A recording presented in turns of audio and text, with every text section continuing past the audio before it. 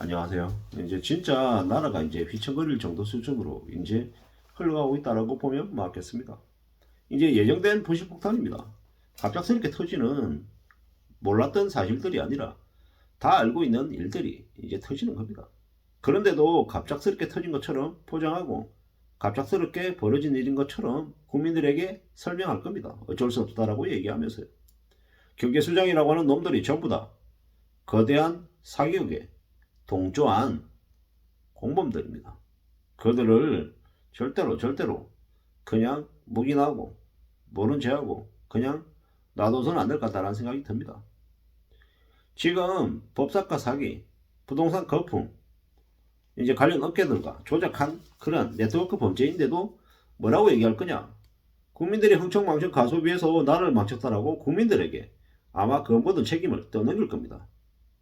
앞으로 주택은 계속해서 개천화가 된답니다. 주거지가 분리가 되는 거죠. 주거지가 나눠지는 거죠. 이게 앞으로의 모습이랍니다. 많은 사람들은 저가주택으로 이동하고 돈 있는 사람들은 여건이 좋은 고가주택으로 몰려간다라고 합니다. 도시 내 주거지가 분리가 되고요. 이제 부자들은 잘 사는 사람들은 빈민층의 사람들하고 구분되어서 살 거라고 합니다. 인프라가 좋고 깨끗하고 쾌적한 곳에서는 중고소득층들이 살고 그들이 사는 공간들, 지역들은 더 좋아지고 더 깨끗해질 거라고 합니다. 그리고 이제 핵심 도시 내에 사는 3%, 5%, 즉 이제 소수의 사람들은 삶의 환경이 더 좋아지고 이제 나머지 사람들은 그냥 버려진 것처럼 살 것 같다는 겁니다.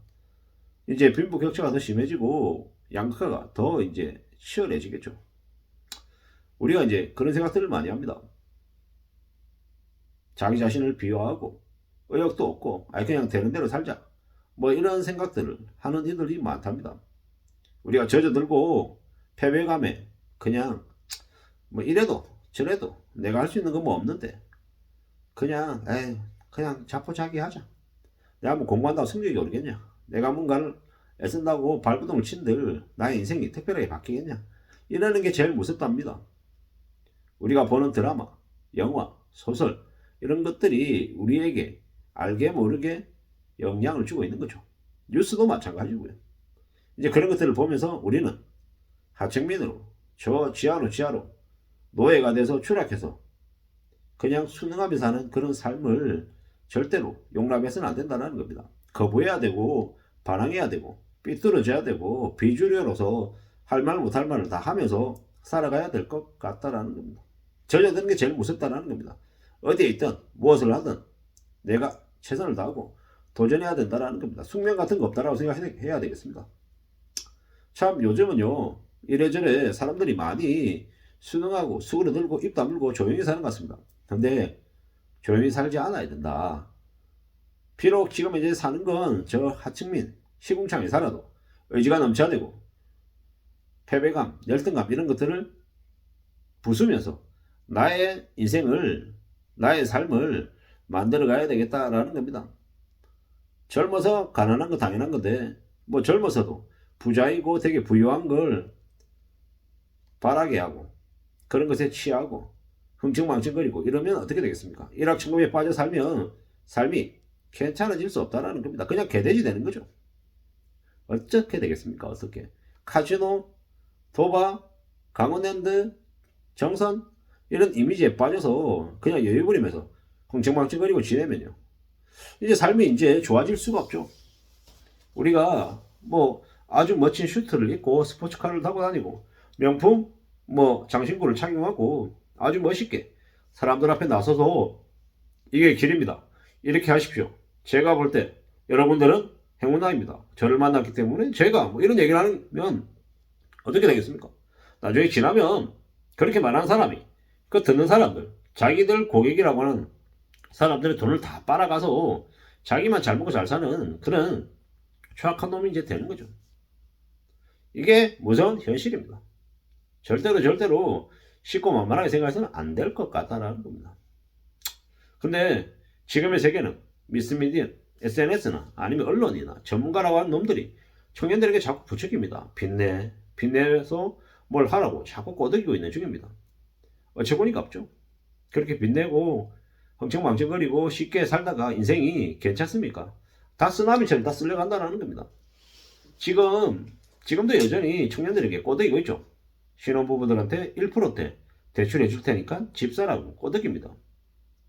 그 1% 세금을 하면 실제로 정부가 보존해주는 그 이자 금액 뭡니까? 세금이죠. 당연히 혜택을 받는 사람들은 좋겠지만 그게 계속될 수 있겠냐라는 겁니다. 의심해 볼 필요가 있는 거고, 그게 계속 지속된다라고 하면 우리의 세금 부담이 점점 더 커지는 거다라고 생각하면 또 맞을 것 같습니다. 당장 혜택 받을 땐 좋지만 당장은 돈 벌어서 유리해졌다라고 생각하지만 공짜 없다라고 저는 생각합니다. 앞으로 이제 더 우울하고 더 서글픈 얘기가 많답니다. 점점 서울이라고 하는 나라가, 도시가 정신병자의 도시가 된다는 얘기도 많고요. 성공하지 못한 사람들 대부분이 음주하고 뭡니까? 이제 음주와 흡연가 뭐 이래저래 좀 비생산적인 그런 탐닉으로 빠져들어 있다라고 하죠.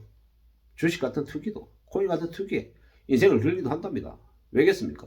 그거 말고 기댈 데가 없으니까 그런 식으로 바뀌더라는 겁니다.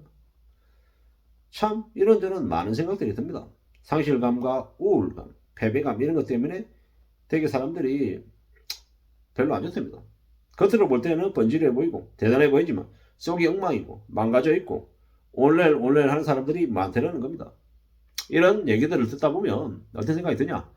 서울이라고 하는 동네가 안전하지 않은 곳인가 보다, 행복하지 못한 곳인가 보다 라는 생각들이 든다라는 겁니다. 자기 비하하고 의욕도 없고 패배감에 열패감에 쌓여 있으면 자신의 삶이 괜찮을 수 없죠.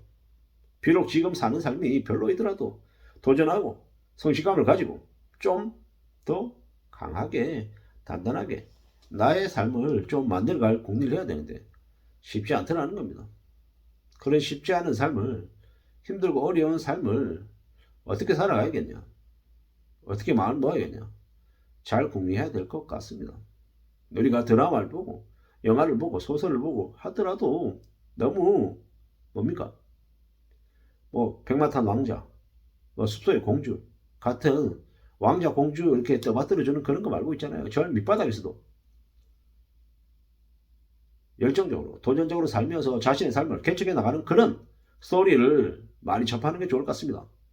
윌 스미스인가요? 그 흑인 배우 행복을 찾아서라고 하는 영화가 있습니다. 그런 영화를 보면 참 힘들고 어렵게 살지만 그래도 피나는 노력으로 자신의 삶을 좋게 만드는 이제 그런 스토리들이 있습니다. 그러한 작품들을 좀 더 접하면서 우리의 삶을 좀 잘 좀 관리하고 발전할 수 있게끔 만드는 게 좋을 것 같습니다. 그렇게 가야, 그렇게 움직여야 우리의 삶을 잘 유지시킬 수 있지 않겠냐라는 생각을 해봅니다. 감사합니다.